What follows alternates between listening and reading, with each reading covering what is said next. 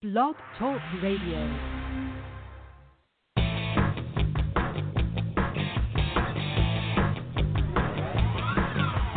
Hey there! Welcome to Big Blend Radio with your hosts, Lisa and Nancy, editors of BigBlendMagazine.com.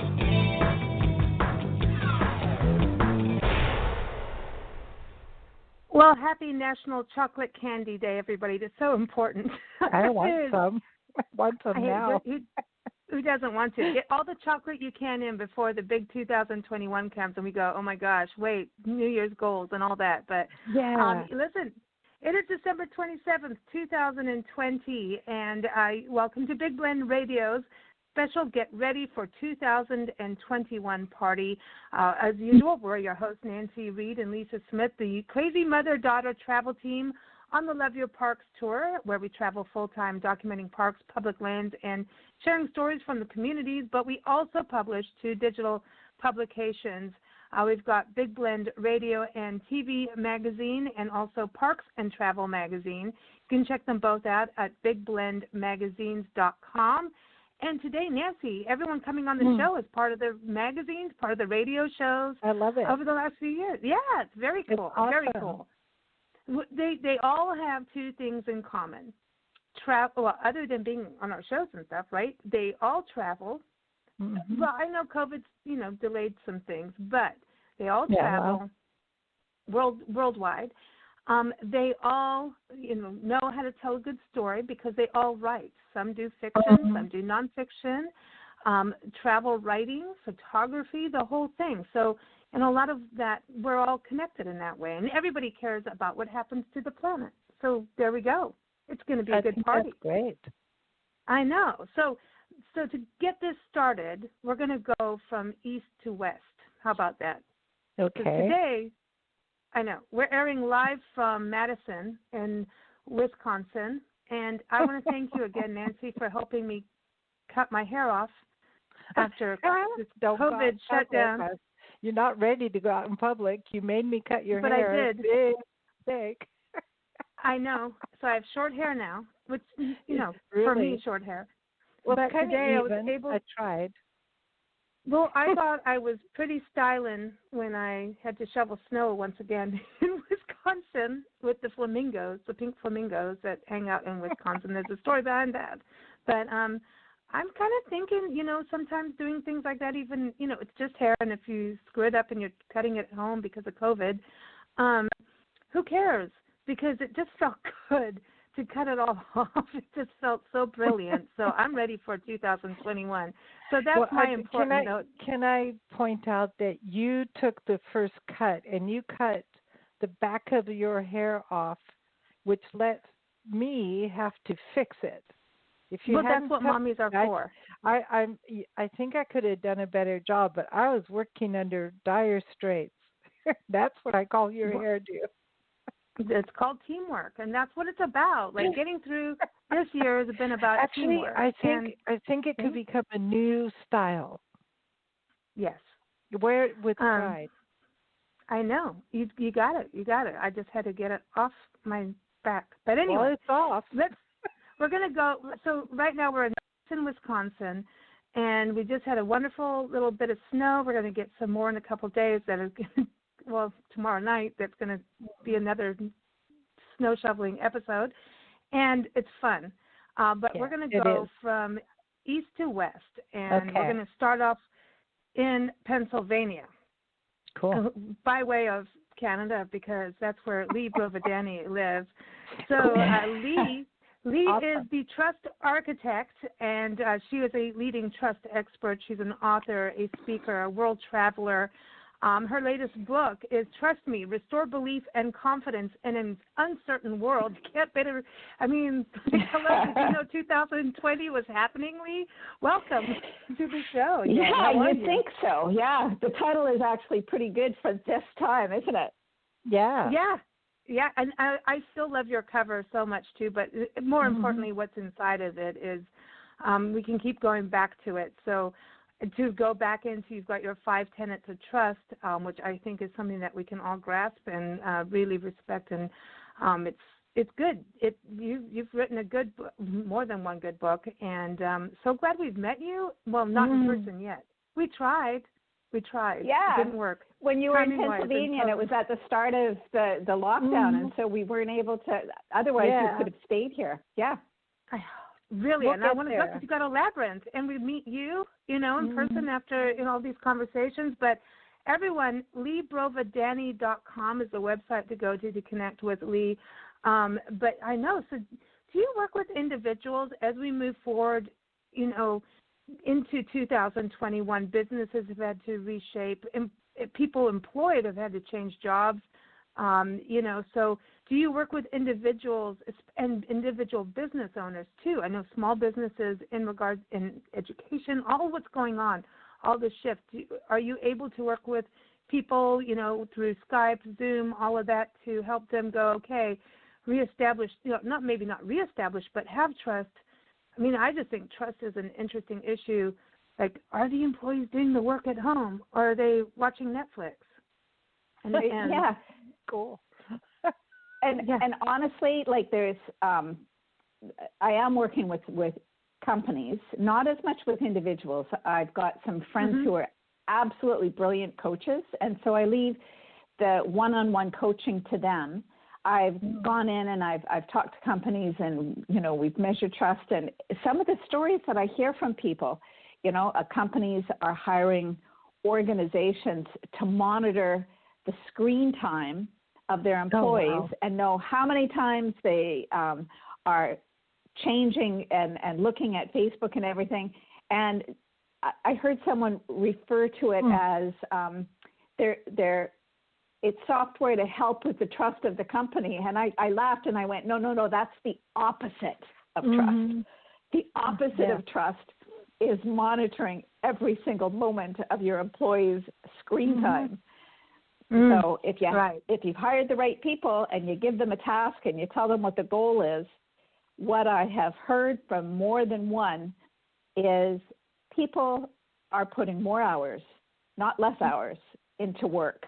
And if they get up at 10 o'clock and they work from 10 until 2 and take off 3 hours and then work from 7 until 10, like if their job allows that, should it matter? Yeah. It doesn't matter if they're wearing shorts underneath the suit, for Zoom meetings.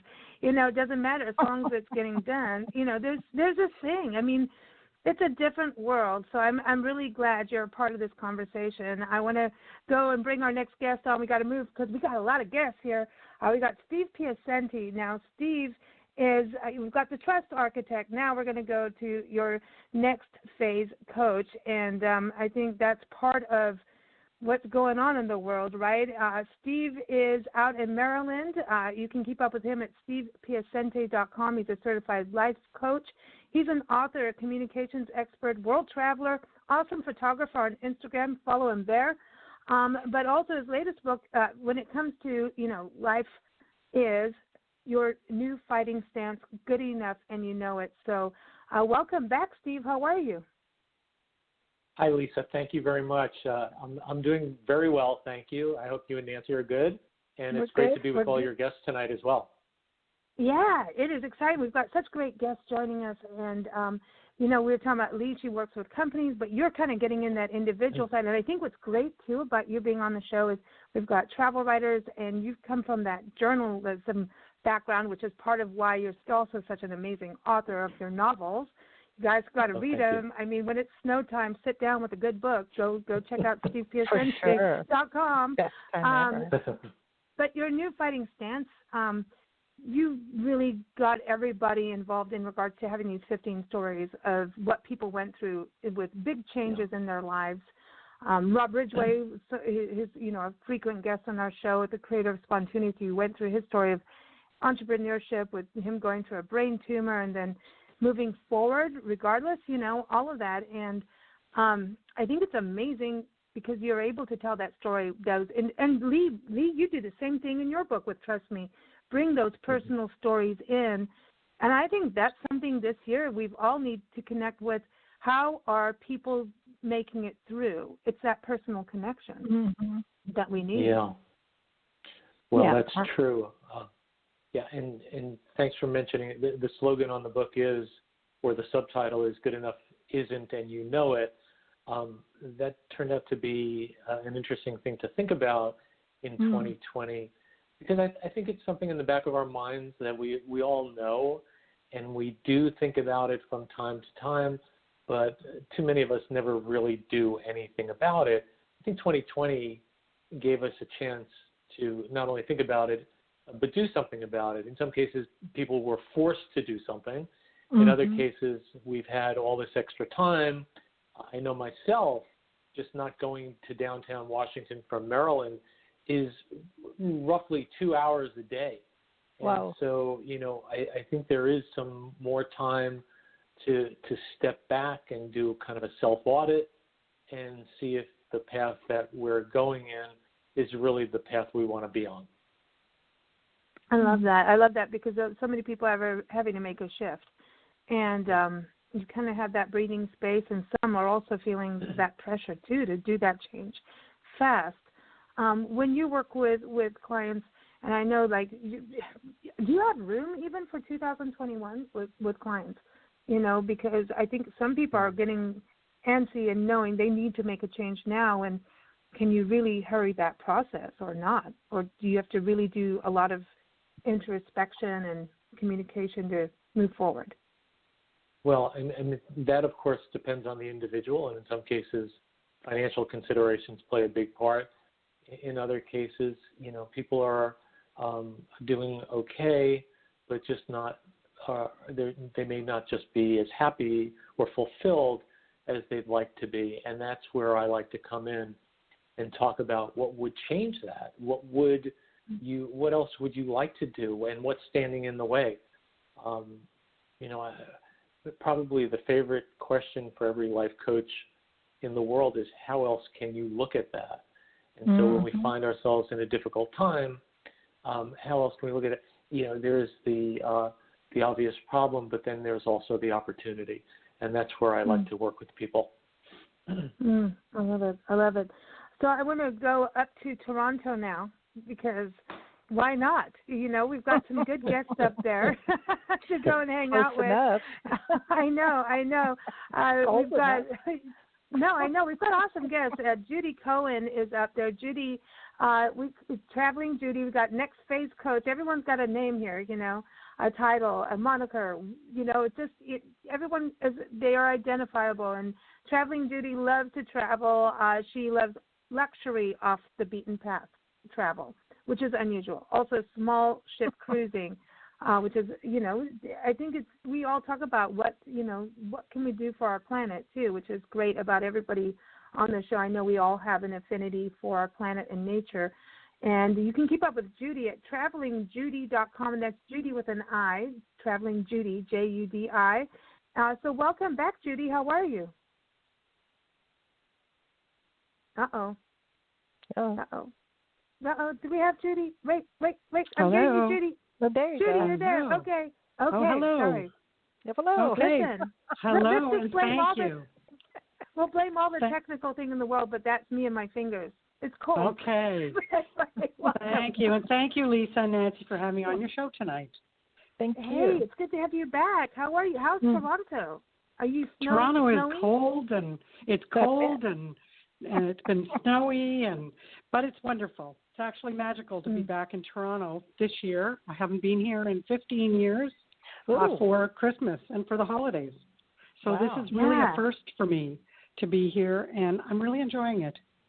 Cool. Yeah, so are you doing off the beaten path in your own town, like this year? I'm trying to do that. Most of it is really going to off-leash dog parks and trails and doing some really interesting things, though. It's very nice. But we're locked down. We are in lockdown still.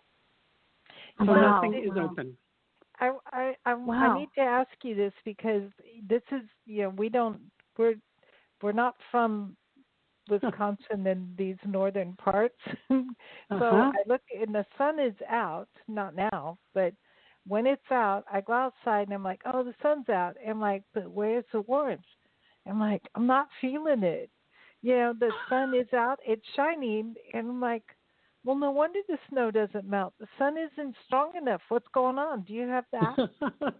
Of course we do. Of course we do. And it's always nicer to be out when the big sun is out and shining. But to be truthful, I think what we have to do is force ourselves to get out and do something outdoors, regardless of whether the sun is out or even if it's raining or snowing at the moment.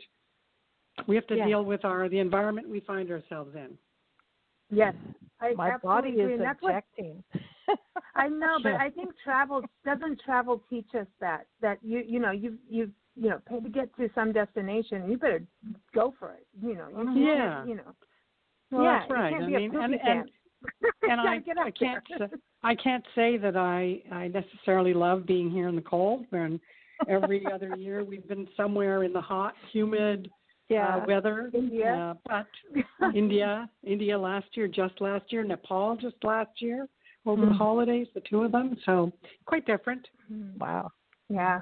But it is one of those different things, and I think it is teaching us lessons. I think we can grow from this experience, and it's been a rough year, but I mean, we didn't think we'd be in Wisconsin in the snow, but I'm playing with flamingos in the snow with our pink sock monkeys, so I think that's different, and fun. It's wonderful. And everything is an adventure. Absolutely. I love your attitude, Judy. You rock. You totally rock. And I know you're also, working with what's going on with, your mom's, the retirement home having that whole COVID thing. So that's something. I mean, this is real. What's going on in the world. So there's no making light of it. It's real. Very real. And so I find myself living life at one extreme and another extreme. One extreme is dealing with all of the challenges day to day, and the other one is still the dream world that I live in. It's looking forward and planning what I'm going to do next and where I'm going to go. Absolutely. This, to me, is a time where people need to pull together. Yeah. This is a time when we really do. We're pack animals anyway. Need to pull together and strengthen each other. That's right. Exactly. This is a time for that. That's right. Yeah. But people are missing. I mean, everyone is missing families and friends. We're not allowed to gather. You can't even have more than your household gathering right now. So it's very stressful for many. I feel for a lot of people. I think we need to make vision boards. I feel like that's a good thing to start doing. I don't know, Lee. You're walking labyrinths. I'm on a vision board, but I have to carry it in the car somewhere, and I don't have room. I don't know. I need a virtual vision board. You do have room. I know. Don't start making us put everything in the car. No. No, you can't. No. You can't. But you can put a vision board in the car. I promise you. I will do that for you. To please create an online business of an online vision board, please. I think that would be really great. It'd be really cool to do online. Do that. Well, no, we don't have time, but we are going to go to Santa Fe, New Mexico, which I know has been having some snow as well. Santa Fe is one of our favorite places. Oh, I love Santa Fe. It's cold and snowy there, I believe, but there's a fire monkey there, Debbie Stone. She's a travel writer, world traveler, outdoor adventurer. You see her stories in a Big Blend Radio and TV magazine, our Parks and Travel magazine. And, man, how are you, Debbie? What's going on? I'm good. Good. I've got a fire going right now. Speaking of fire, yes, because it is cold, and we did have just a tiny trace bit of snow this morning. But it's been beautiful blue skies. So I don't mind this time of year here. It's actually quite beautiful and very peaceful, and a lot of opportunity for wonderful outdoor experiences, which I think everybody's craving experiences, I think, and we are looking for things and I don't know, unique things that maybe keep our senses alive in various ways. And so I've been trying to get out and hike and doing some interesting experiences. I went to a salt cave to do a story on the only salt cave in the state. that's been created, cool. and it was fascinating. And then, checking out what are people doing. The friend of mine that created a labyrinth on her property, and just seeing what other people are doing during this time and what it's bringing out in people, whether it's creativity or a renewed interest in nature and the outdoors. So that's been, I think, fascinaning. And you've had a busy year, though. Normally you're off to New Zealand or Fiji or Africa, and we bring our other travelers. Just like we're talking with Judi here. She's India. Lee, I know you just came back from India, so you guys all have these. And Steve is not out there on the world travel either. He's done a bunch of that too. So it's kind of this interesting thing where you have these grand, big experiences, and then it's like, okay, now we're home. But you delved this year, you were able, and everybody's at a different situation of whether you can travel out or not. And you got out there, though, and did a lot of road tripping this year. You did the California road trip. Not California, I say American road trip, but there's a California thing about that, too.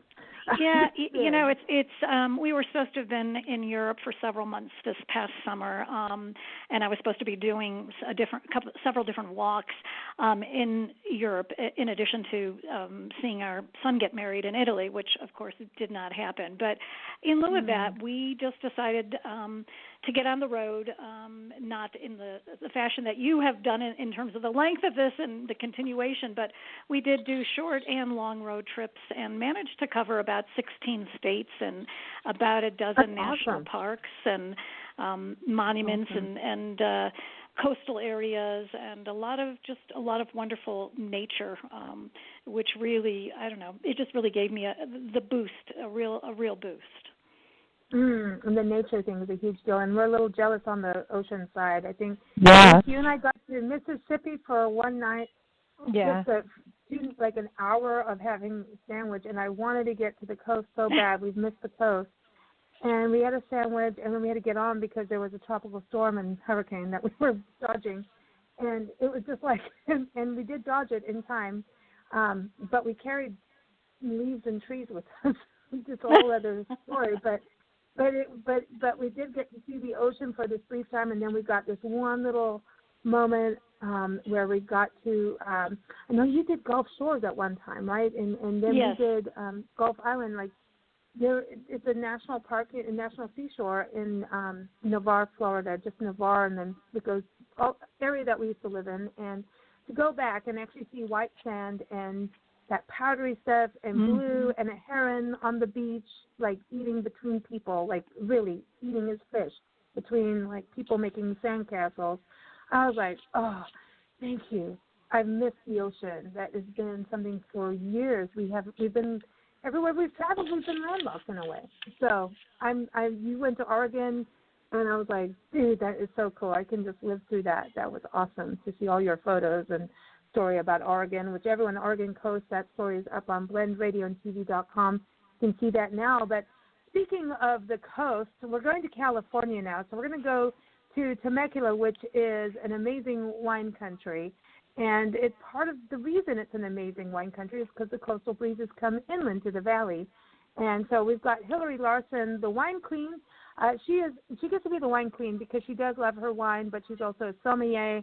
She's the co-owner of Northwinds Wine Consulting. She has all kinds of degrees and certificates and certifications of wine that I can't pronounce.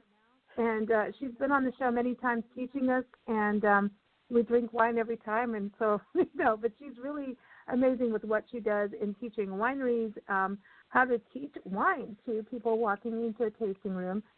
She's a wine and travel writer. She's traveled the world as well. But she's also becoming a music writer, too. So you can keep up with her at northwindswineconsulting.com. So, Wine Queen, how are you?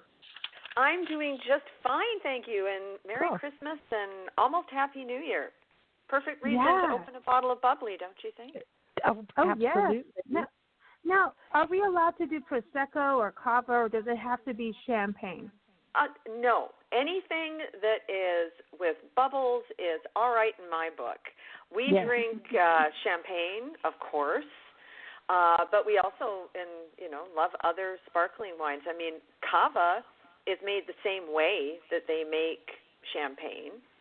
It's just made in a different country using different grape varieties. And there are some fabulous cavas. And Spanish wine as a whole is really good bang for your buck. It's really good value. Cool. Oh, very good. Very and we good. all have to, unfortunately, think about that right now. Well, no, but if it tastes good and makes you feel good, I say go for it. Oh, yeah. It's, there's something about bubbles. It's not just the beautiful sort of festive quality. I don't know, for me, it when I'm down and a little achy and tired, a glass of sparkling wine or champagne just kind of perks me up. And if I've had if I'm kind of running full tilt and I want to relax, it kind of equals you out. No matter what your state, it just brings you to a nice, calm, relaxed, wonderful state. Medicinal. Extremely. Oh, definitely. How are wineries doing in Temecula? I know you keep your finger on what's going on with wineries across the country and around the world, but how are wineries doing? I mean, I would think wine sales would be up and away, but it's hard because it seems like wineries are you can go there, then you can't. It's up and down. It's tough because it is, especially here in California, and now that we're divided into these 5 areas, and some areas are more restricted than others, and unfortunately here in Southern California we're under probably the heaviest restrictions. So if wineries have restaurants, those restaurants are closed, even for outside dining, unfortunately. There hasn't been any tasting the way we always think of winery tasting since the lockdowns and the restrictions started in the spring. So gone are the days, which maybe isn't such a bad thing, of walking into a winery tasting room on a Saturday afternoon and finding that the crowd is 4 deep at the bar. So I think we've talked about this before, how it was kind of nice. You could have more laid back, seated tastings with some food to go with it, and that was really nice. But unfortunately, that's not allowed right now either. But people love their wine, come hell or high water. And especially during the festive season, people are really turning up at the wineries and supporting their local wineries. And you can still go there and buy your bottles and order your cases. And, they're being wonderful and being very, very supportive. And I have to say that's my motto until all of this, well, forever it should really be, but especially right now is, support our local restaurants and our local wineries, because we want to be there when we all get back to normal. Exactly. Yeah, I agree. And that goes with lodging too, which has also been a struggle, Oh, yeah. And shop. I mean, a lot of shops have gone online suddenly and had to do a huge turnaround. And I know we got Lee and Steve that can delve into that making that change, because even as travelers, travel writers, all of us have had these hurdles. And I want to go to Linda Ballou, who is just a little bit northwest of you in Los Angeles. She is the Lost Angel. Linda is an author, a travel writer, a world traveler, an outdoor adventurer, and you can keep up with her at lostangeladventures.com and also lindaballauthor.com, like Steve Piacente. She also writes fiction as well as nonfiction. The nonfiction takes you around the world with her travels. Her fiction takes you around the world with her travels, but she really gets into history, which I love, brings these stories of, particularly women too, to life from history.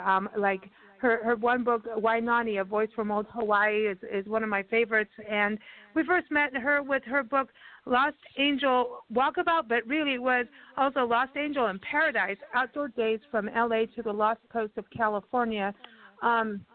Welcome back, Linda. That's got to be a popular book right now with everybody. I hope so. Well, thanks, Lisa, for the build-up. Gosh, well, I want the lady in Temecula to know that I've been self-medicating heavily. We all have to do what we have to do. Yeah, we have to do.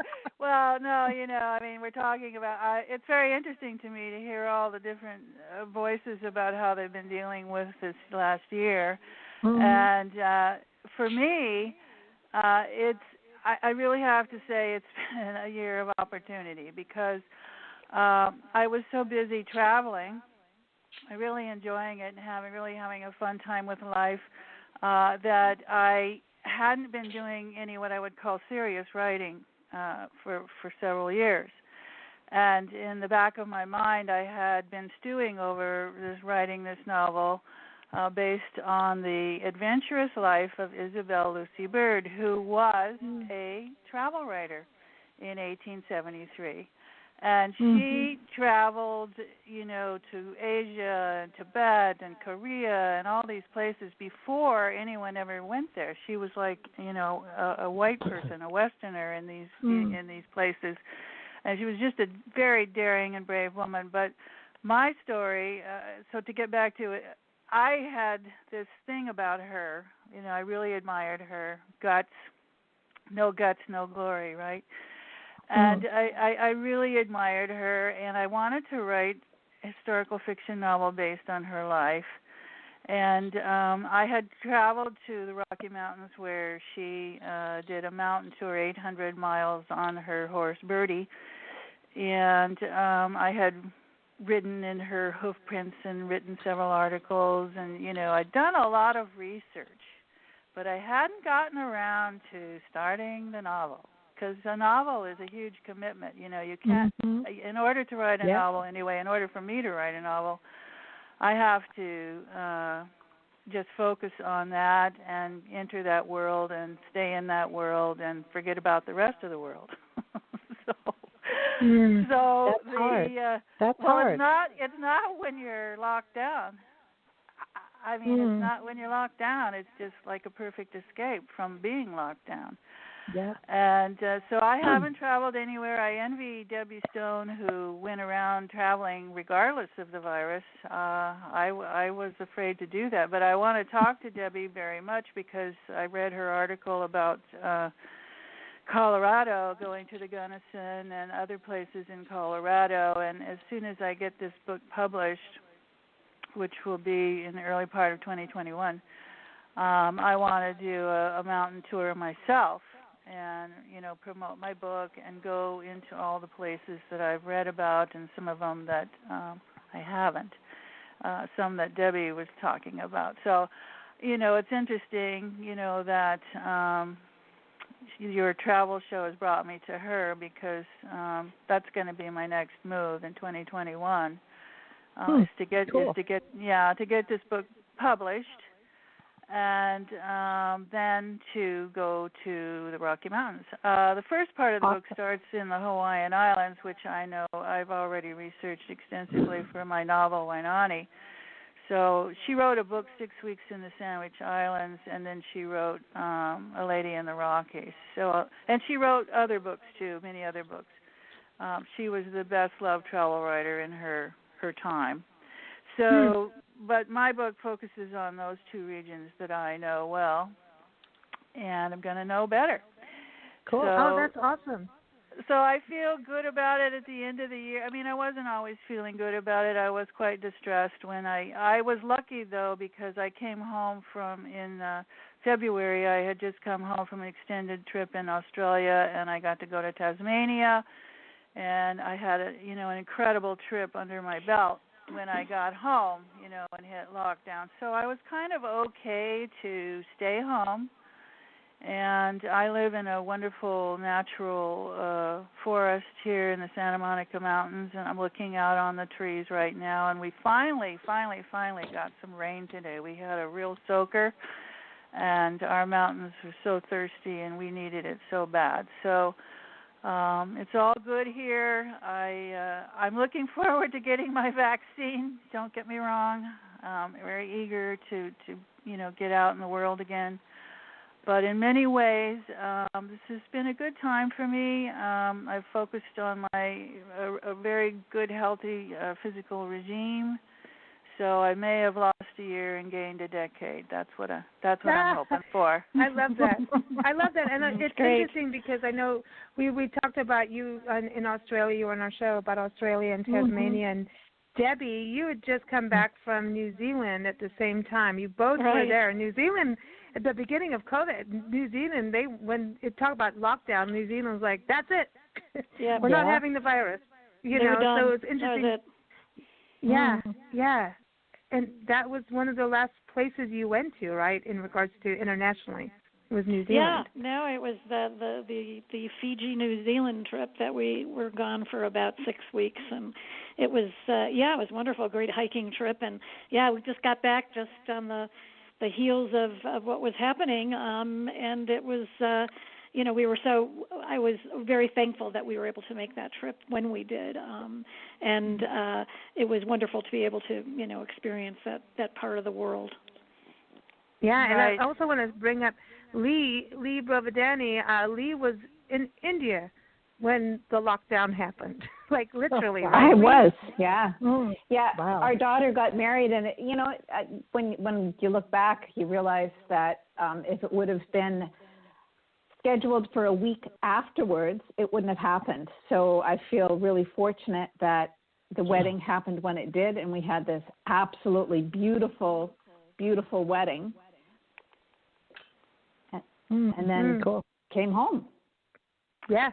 And I know you went through all kinds of things with that. And then, Hilarie, you went to England and followed all these rock bands, the prog rock bands. You sound like a groupie or Yeah, well, I'm just saying. No, that's why I said you're like into music writing now.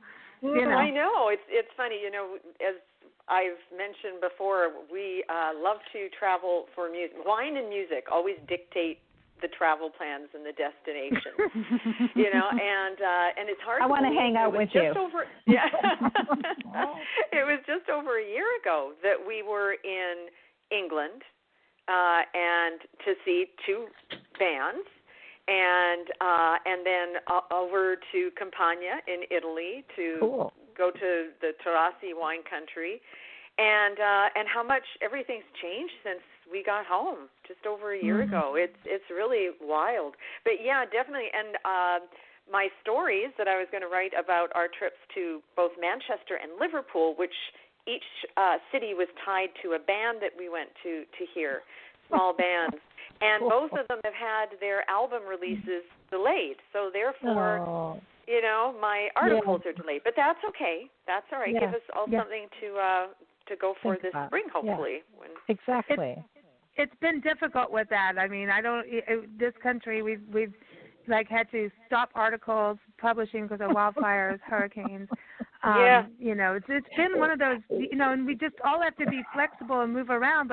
And speaking of that, is Steve Piacente, you've traveled and you were in Thailand not so long ago. Like I remember, it wasn't that long ago, really. No, it was roughly this time last year. I was in Chiang Mai and Bangkok, and had a great time. Never anticipating what was going to happen. But I'll tell you one thing. Having come back here and being kind of locked in Maryland a little bit, you mentioned my photography before. I do that quite a bit, and what I've learned to do and really appreciate is the world outside my door. So what I mean is that I've taken a lot of day trips, mask in hand and then on my face, to places like Great Falls, Virginia, and Sugarloaf Mountain and the Catoctin Wildlife Preserve. It's interesting not only to explore these places, but to do so in different climates and different weather. So, like, if you think about it, we were in the pandemic for pretty much a year, right? So we've been through winter, summer, fall, and all of these places have been really interesting to photograph in different temperatures and different weather conditions. Poconos in the winter, let me just say, was different than the summer. Poconos in the summer, to like suddenly being on the top of the mountain going, what? I know it's a ski area, but what? I'm frozen. And everybody trying to have their little time outside and getting back in their cars because it was so cold. But it's the weather change, right? And that is so cool about what you're talking about, Steve, because through photography, I think we have to be more observant. And weather plays a huge role of what you're seeing. Like a mountain will change every day just because of the weather. Not to mention the wildlife that comes and goes. Yeah. But absolutely. isn't there something to be said for, okay, for whatever reasons beyond your control? I know when I recently divorced, Lisa and I went to Kenya, so I'm on my own with Lisa in Kenya, and we're supposed to be there for a particular space of time.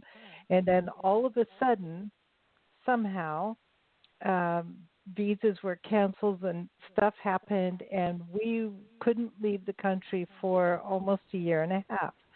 So I'm like, whoa, now what? What do you do? Okay. So, first thing is you hit the panic button, and then you're like, whoa. So go to the American consulate. Well, they were closed. Hello. And then thanks for the help.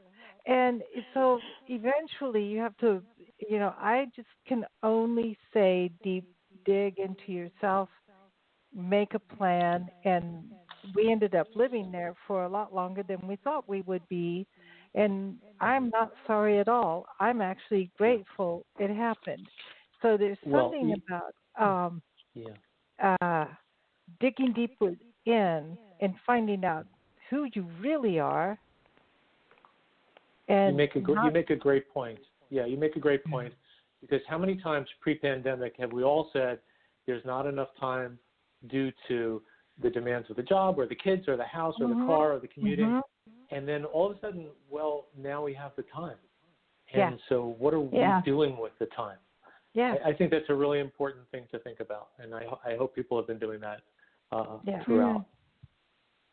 What about people changing? In a weird way.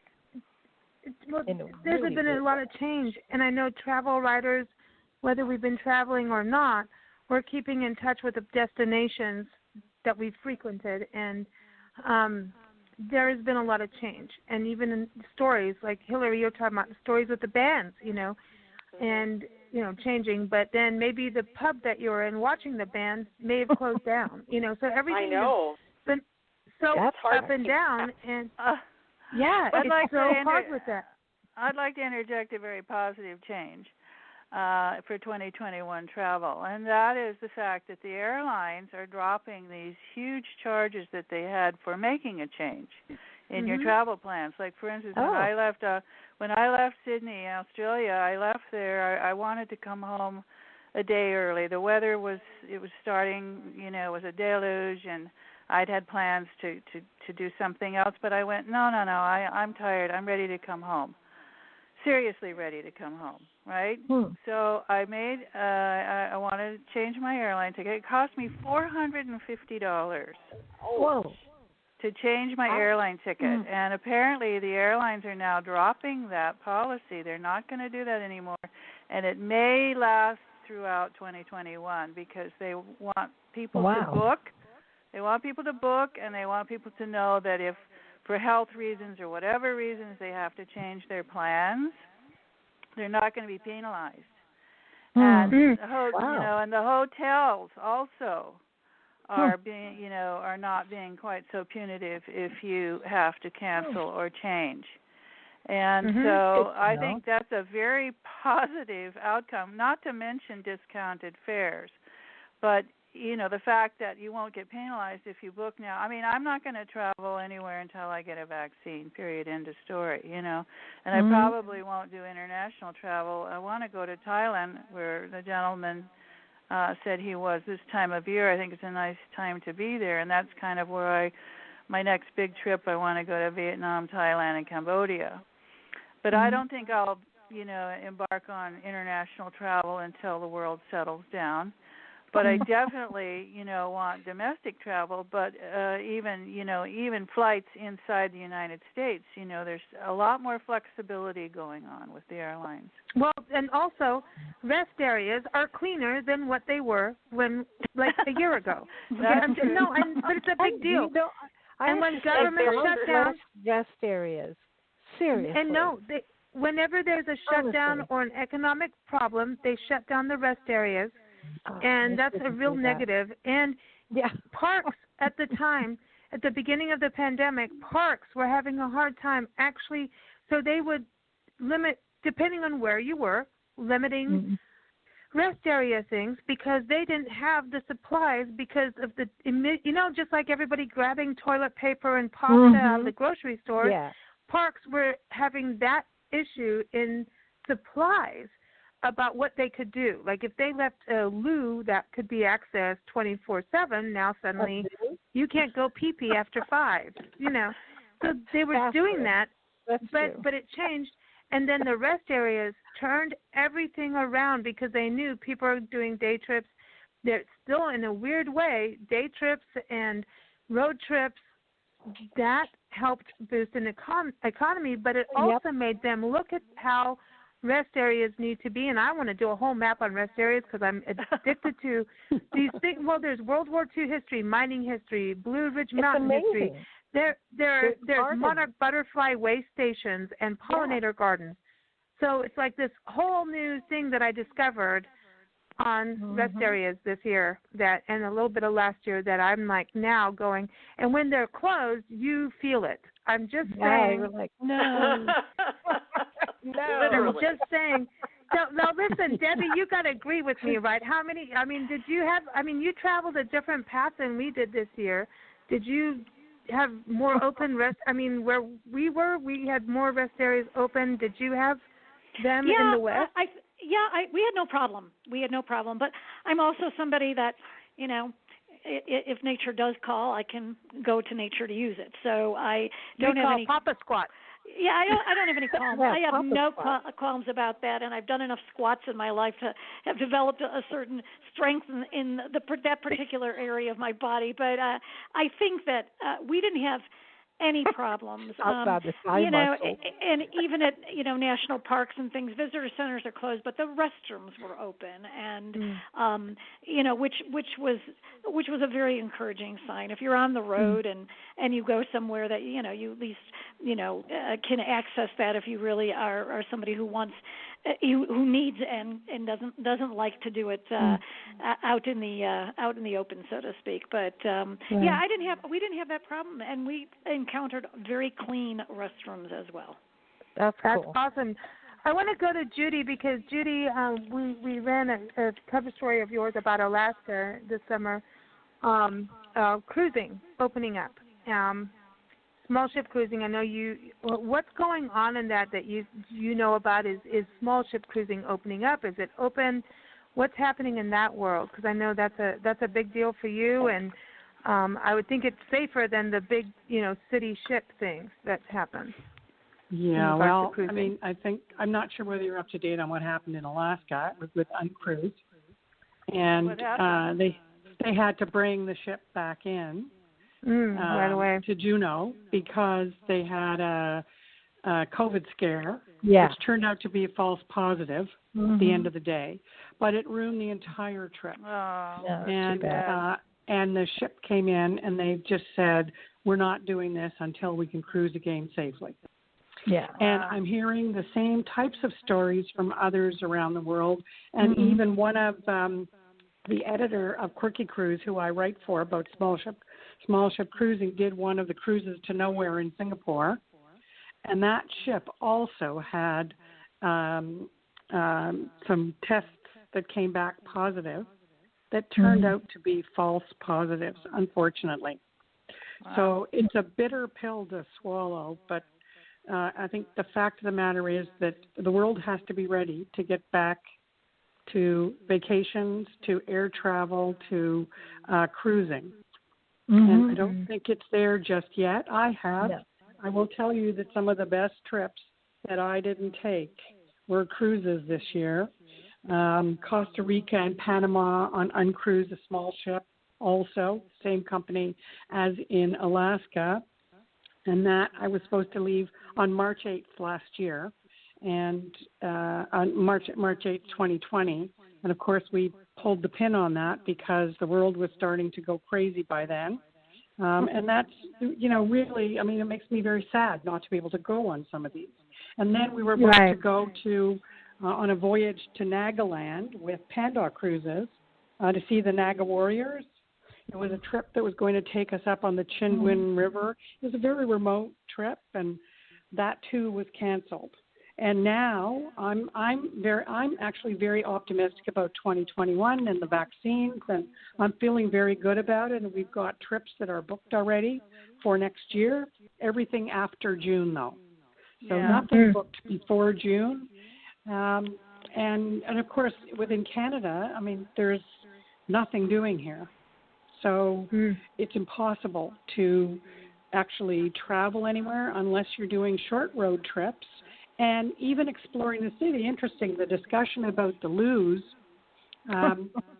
even touring around in Toronto it's very frustrating. When you got to go, and you're an hour from home. It's a big part of travel. It's a huge part. And there's the coffee shops, like even people that were serving for takeout, bathrooms are out of forget it, you can't use them. So you actually had to, if you were going downtown, you had to come home in order to go to the bathroom and then leave again. So it's a really interesting point, Lisa, that you made, and Nancy, about the need to go. And one of the things that I found in travel was there wasn't a consistency as far that you could trust. You'd hear some airlines would have some fairly stringent cleaning guidelines, and other ones that I had heard that the middle seat on all airlines would be left empty. And when I flew from here up to Canada, the plane was packed. Every seat was filled, and so that's because there's fewer flights. And that's really interesting, because I did a show with one of the people with the vice president for USA and Canada, for Air Canada, and I had mentioned to her that I really was desperately trying to get down to New York City. My son had gotten married there, and we weren't able to be there. And she said, well, just let me know when you're ready to go. Just let me know. I have never gotten back to her yet. I don't have the courage. They are filling middle seats. And until they come up with the rapid testing that's reliable at the airports, and I know that everybody else is having their tests, you don't know who's on your flights, like where they've come from. They might have come from other areas and just transferred. They're held in a holding bay at an airport, and they get onto your flight. No. It's a bit of a challenge. So it does go back to trust. Yes. Well, it also goes about that. And what can we do? What should companies look at with this? Because we've stayed in a lot of bed and breakfasts this year. We've been house sitting and pet sitting because it's a way of us being COVID clean. Like it's our way of quarantining, if you will, of being clean, hanging out with dogs, which is cool, and then getting our work done. But we've had to change how we travel. And bed and breakfast have done a really good job.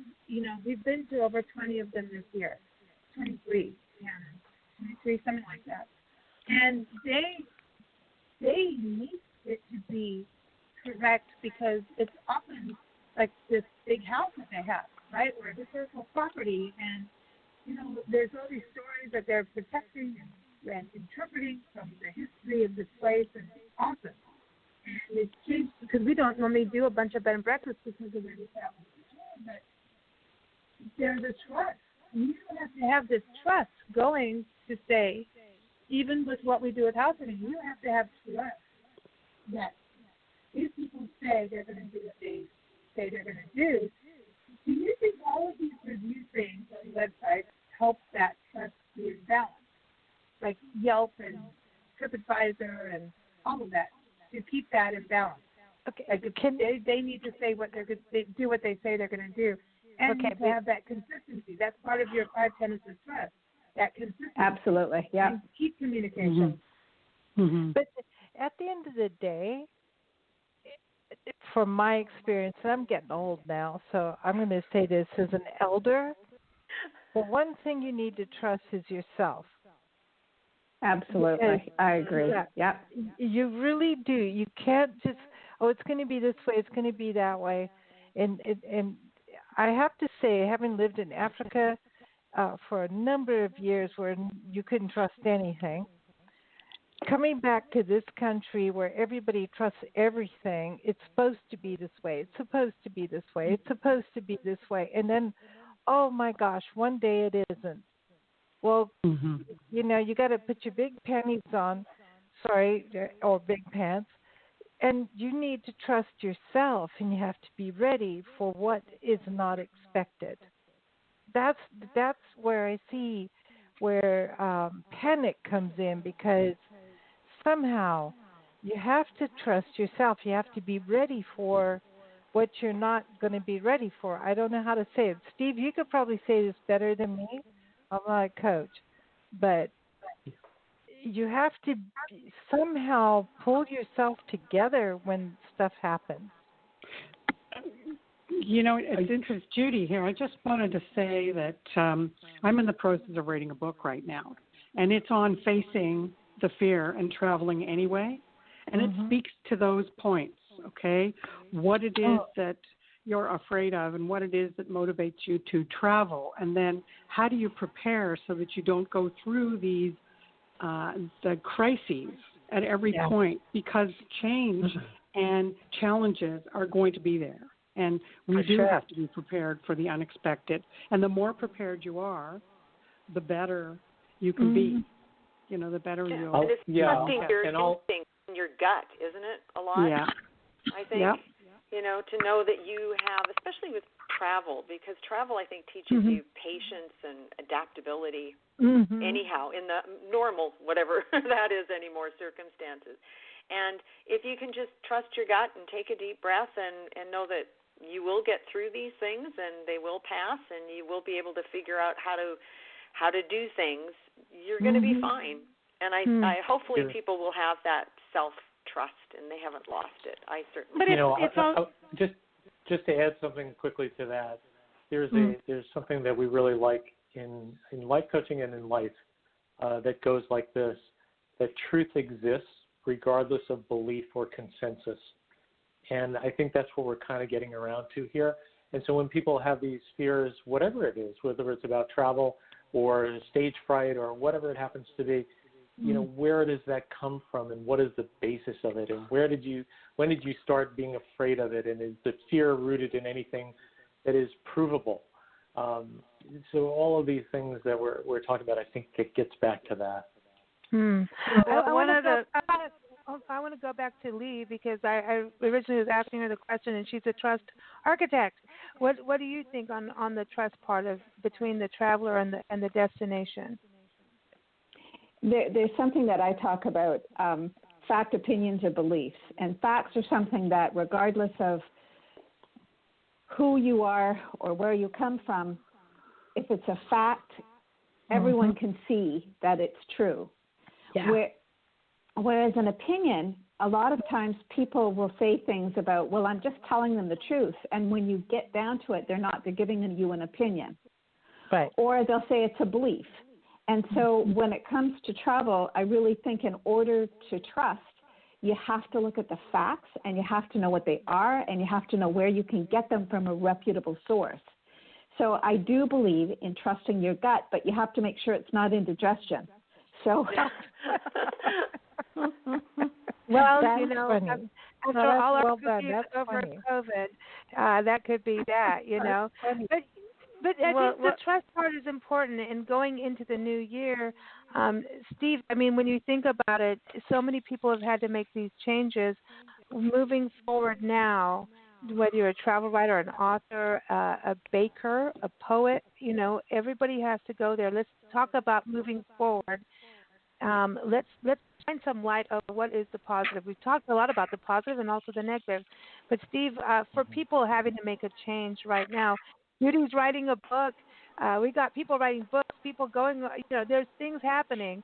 So everybody's kind of digging in here and doing things. Debbie got immediately, was like, that's it. I'm road tripping and going to parks. Screw it, man. You know, it's like everybody's had to do something different and new. But when that first step is, like, you know it from a journalist, being in newspapers, that whole, and your books bring that into your novels, which everyone go get them, stevepiacente.com. What is that first step of, because I wonder about that fear of moving forward? Yeah. Well, one of the things I like to ask clients is, if you were guaranteed success, what would you choose? What would you choose to do? And then, then we kind of open up take away the fear of failure and just make it kind of anything goes. And then we kind of get to what people really are thinking about in terms of being more fulfilled, more happy. And then, once we can identify it, then I think the next step is to figure out what's standing in the way. And when we figure out what's standing in the way, then what are small steps that we can take to start to overcome it. And that's that's where I like people to start, because I think we get so caught up in the treadmill that people are just kind of going along, and people say, or outsiders will say, well, you've got a good job, you make a nice salary, you've got a good car, a nice house, a nice family. What do you have to complain about? And now, and so we don't really think about it. We don't dare get off that bus. Now and this is the way I like to look at the pandemic. It sort of forced us to pull the rope on the bus that makes the bus driver stop. And now we can get out and look around and see where we are and where we were headed. And is that really the place we want to go? Or is it time to make a change? And then what would the change be? Exactly. Well, one of the fears that I have that's been brought to my attention in the overall population, they say, is the fear of missing out. The fact that you didn't go to Africa, you didn't, you didn't go to the South Seas cruise, you didn't do it, and for whatever reason you didn't do it, you missed out, and now you are in this pandemic, you can't go anywhere. So there's a huge fever to travel on the part of a lot of people to take those bucket list trips that they didn't do. Why? For all those reasons Steve just listed, right? But now they get it. Life is short and then you die, and it's not always going to be the same. You're not always going to have the same opportunities. So I really think that there's going to be a positive change for a lot of people who realize now that they don't get a second chance here. Exactly. Yeah, I agree. Make the most of it. Also, I don't think any of us here today like to be told what to do. What we cannot do. Nobody on this call is like that. You got me there.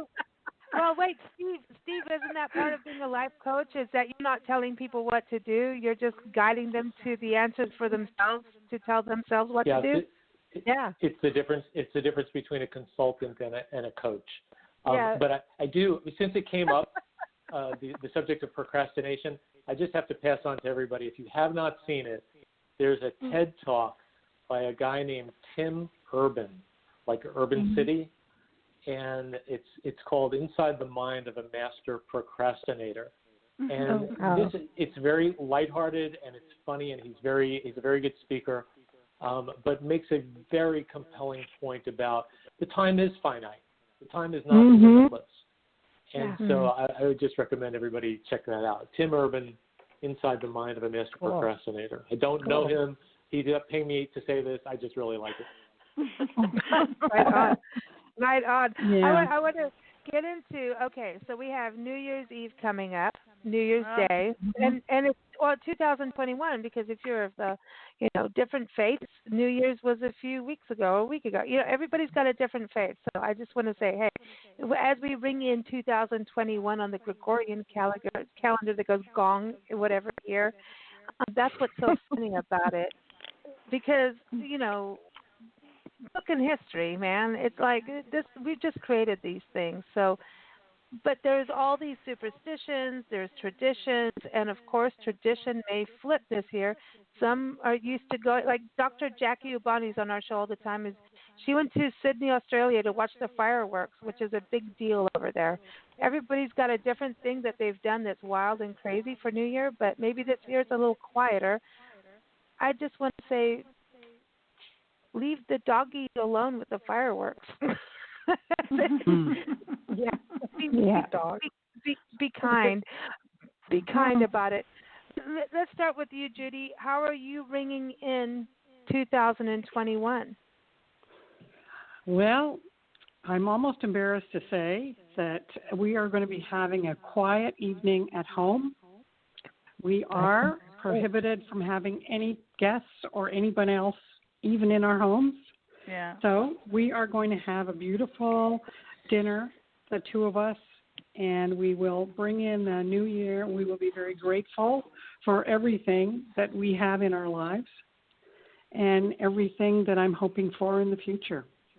So it's going to be very different from the previous ones. And last year, for instance, we were in Jaisalmer in India at a fabulous party, a blowout party that went all night there. And so this is going to be very different. But I have found that through the pandemic, I am spending more time being grateful for a lot of things.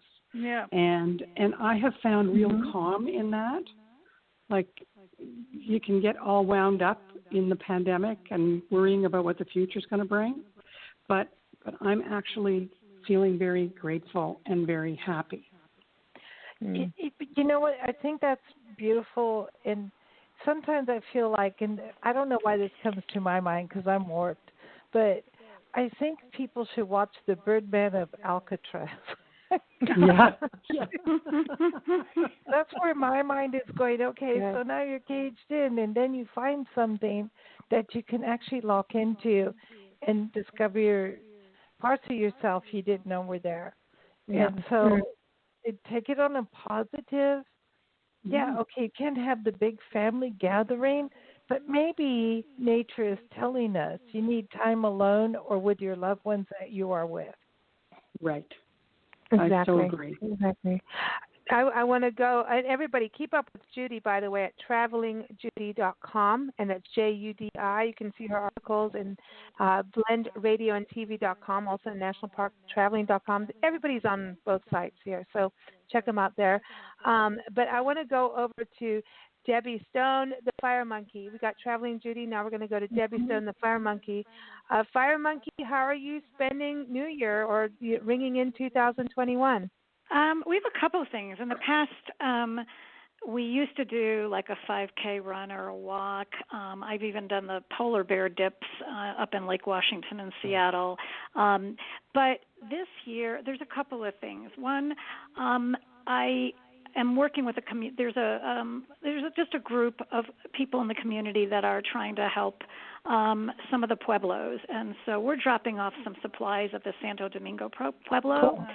And then we are going to go do a hike on New Year's Day, which is like I do for Christmas. We went cross-country skiing in the caldera, but we'd like to do something outside, and that's what we're going to do. And then I think we're going to try and do our New Mexico traditional drink, which is a margarita.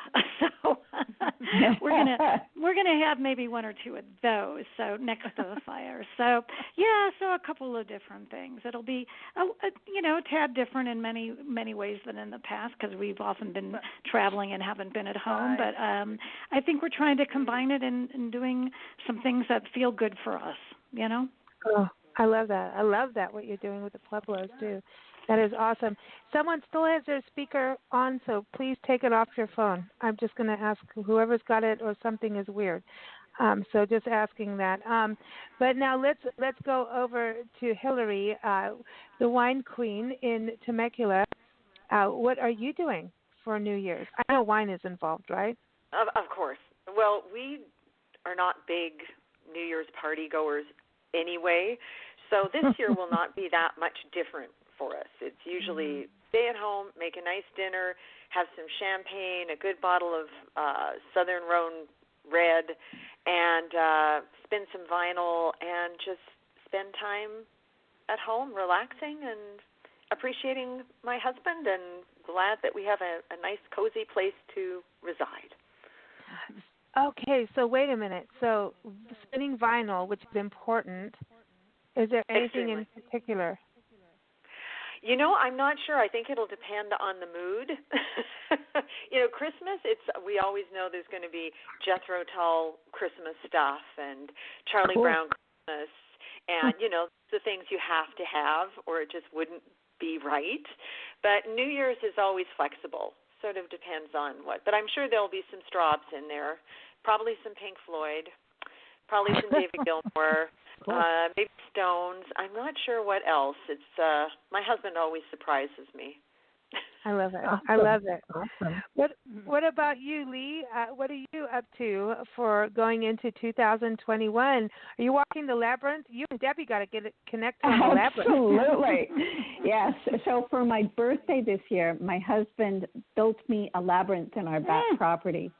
Wow. So every day, and my birthday was September 26th, and every day since then, I walked the labyrinth. So I definitely will be doing it New Year's Day. He's also he's a keeper. Honestly, he's a gourmet cook.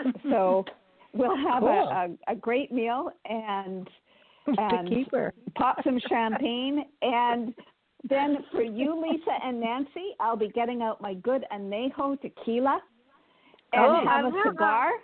All righty. And we'll be celebrating with some, he likes amber liquids. He likes a good scotch. I like a good tequila. We'll celebrate the New Year's with scotch and tequila and good cigars in front of a fire. Cigars? Are you going to smoke a cigar? I'll join you on the tequila, absolutely. but no cigars. No way. Cigars. No cigars for me, man. Gosh.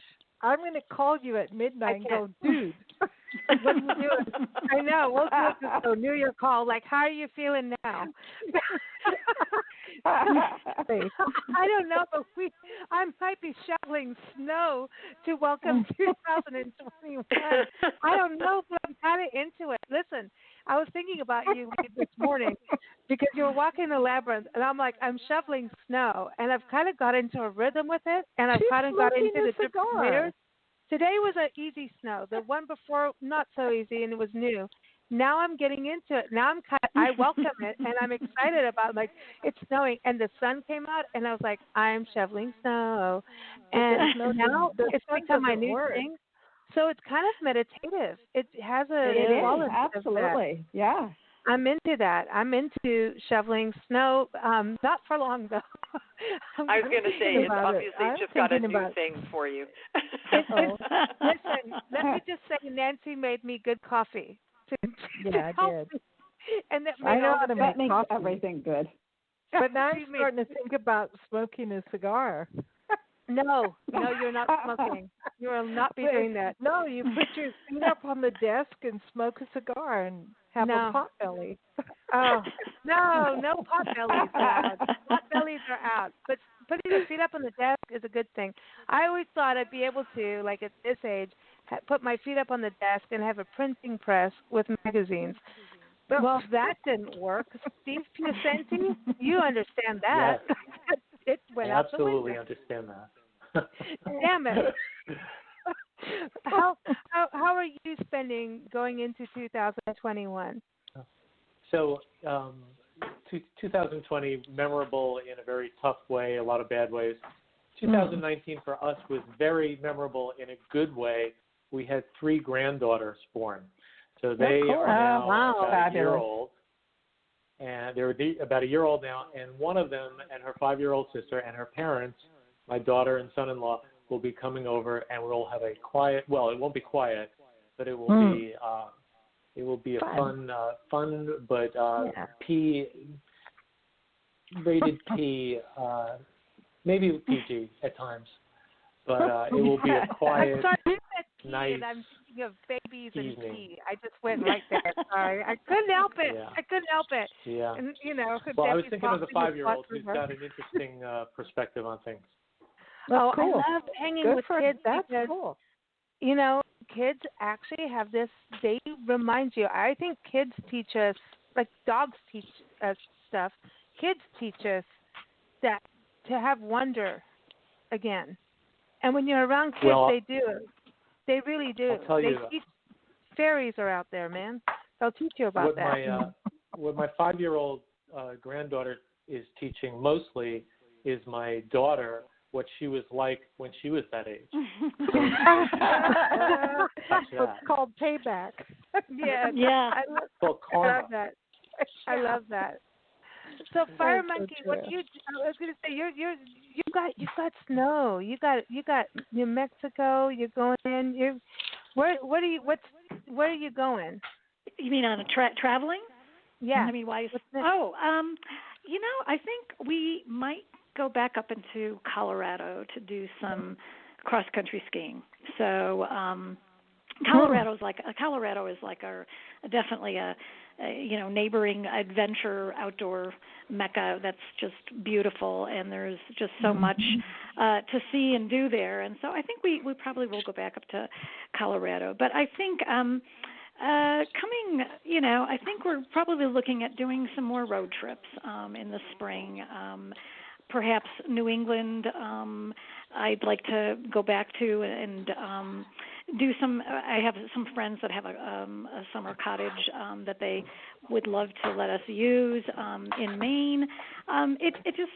We'll just have to kind of see how things develop. And of course, I'd love to be able to go to Europe and go back to where I wanted to go last summer.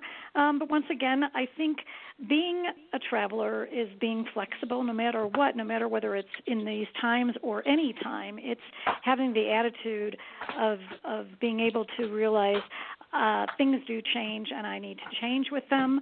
I can't, be stuck somewhere in my head saying this has to be the way it is. I can't do it otherwise.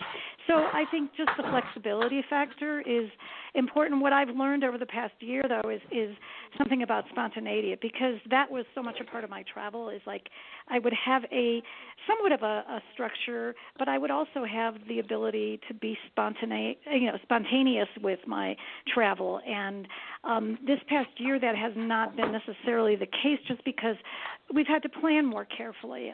Where are we going to stay? What are we going to? We need to pack for food. Where are we going to get the food?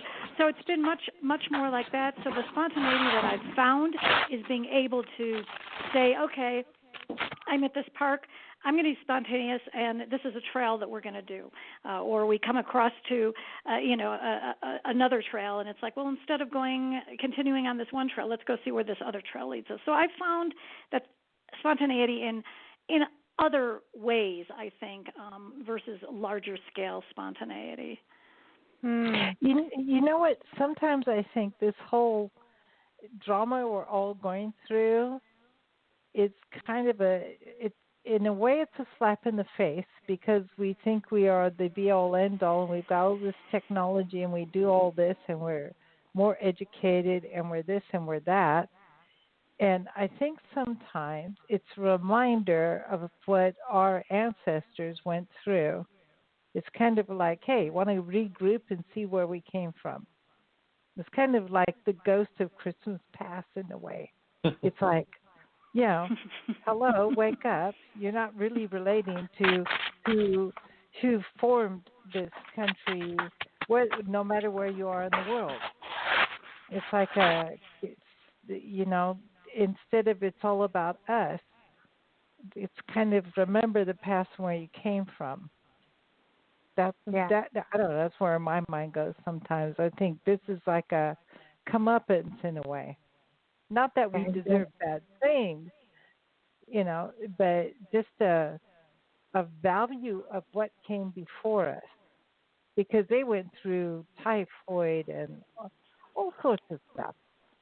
Mm-hmm. Think of exactly. It's true. It's true. Well, but people we do move forward, and that's the thing about it all. Linda Ballou, what are you doing on New Year's Eve? All right. So, I have to say that California is absolutely stunning this time of year. This is the prettiest time of year, absolutely. And so we've been hiking every day and enjoying this lovely weather. And on New Year's Eve, we will stay home because we always do, because it is LA and it's dangerous to be out on the streets, with a bunch of drunks coming from parties. And so we don't go out. We stay home. But I am going to have a happy hour on Zoom with my lady friends, and so we'll kick off the new year with that, and then we'll do a beautiful hike on New Year's Day with my honey. I mean, I definitely, as I told you earlier, I'm not going anywhere, and am enjoying a quiet life here in the mountains, and I'm lucky to be in the mountains. I mean, I can, I have trails just outside my door. I had a bobcat in my yard the other day. And, cool. That's awesome. Yeah. When we go on walks, we always see deer. I mean, you think of Southern California, you think of freeways, but it's not all that. Not where we are in Topanga Canyon. So that's cool. I am grateful. I am very grateful to have been here when the music stopped. We have a house in town, and we rented it, and I'm really glad that we made the move out here before it happened, because this was a much nicer, quieter, sweeter place to be during all of this. And once again, I've been writing, and I'm grateful to have had that opportunity, and I'm very, very grateful that they have, got the vaccine happening, and and I see the light at the end of the tunnel, and I'm very optimistic about 2021. I think it's going to be fabulous, and cool. I'm good. Awesome. I think we're all going to be good. I mean, just keep moving forward, keeping it positive. And we want to thank you all for joining us today for our Bring In the 2021. We've been around the world, all of us, between us. We've been places we haven't been just by having a conversation, And so it's really appreciated having you all on the show today and bringing some light at the end of the tunnel of 2020. So thank you all. Again, everyone, Debbie Stone being on the show. She's up on Parks and Travel Magazine and Big Blend Radio and TV Magazine. Everyone, just go to bigblendmagazines.com and leads you everywhere. Linda Ballou as well. Judi Cohen, Linda Ballou, go to lindaballauauthor.com. Also, Lost in Paradise, that's important. Go to lostangeladventures.com for her books there. Also, keep up with Hilarie, the wine queen, at northwindwineconsulting.com. Cheers, ladies. We hope to see you when we get to California next year, if it happens. I know, we're waiting for you. You have a cellar tour and barrel tasting to do. Oh, We're trying. We're trying. It'll come, right? Just have patience. It'll come. We're trying. We were just there. Everyone, keep up with Traveling Judi at travelingjudy.com. Thank you, Judi, for joining us. It is so good to have you back on. And also, Steve Piacente, Next Phase Life Coach. Keep up with him at stevepiacente.com. If you're making a change, keep up with him. This is the time to get connected, right, Steve? Thank you so much, Lisa. Yes. Let's do it. It's good to have you back on. And also, Lea Brovedani, the Trust Architect. Listen, her book, Trust Me, Restore Belief and Confidence in an Uncertain World. She wrote that book. Like, she didn't know 2020 was happening, but damn, girl. Keep up with meeting everybody. LeaBrovedani.com. Thank you all for joining us. Thank you, Fire Monkey, Hilarie, Linda. Happy New Year. Thanks, Nancy. Happy New Year, everyone. Happy New Year, everyone. New Year. Everyone, Bye-bye. Hey, people, Bye. Keep positive. Come on. Everyone, stay positive. Pull it together. We will. We're going to close with our song that we always play on New Year's Eve. It's from Kwame, Binea and the Shakedown. It's called Let's Go, because it is about letting go of the past to move forward into the future. And here it is. Kwame, Binea and the Shakedown. Keep up with them at KwameBineaShakedown.com. Here it is. Let go. Take care, everyone. We'll see you on December 30th. Happy New Year.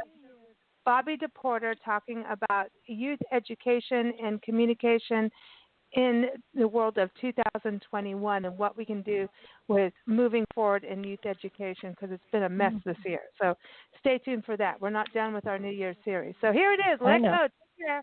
Shakedown, you ready? Hey, man, you ready? Drums.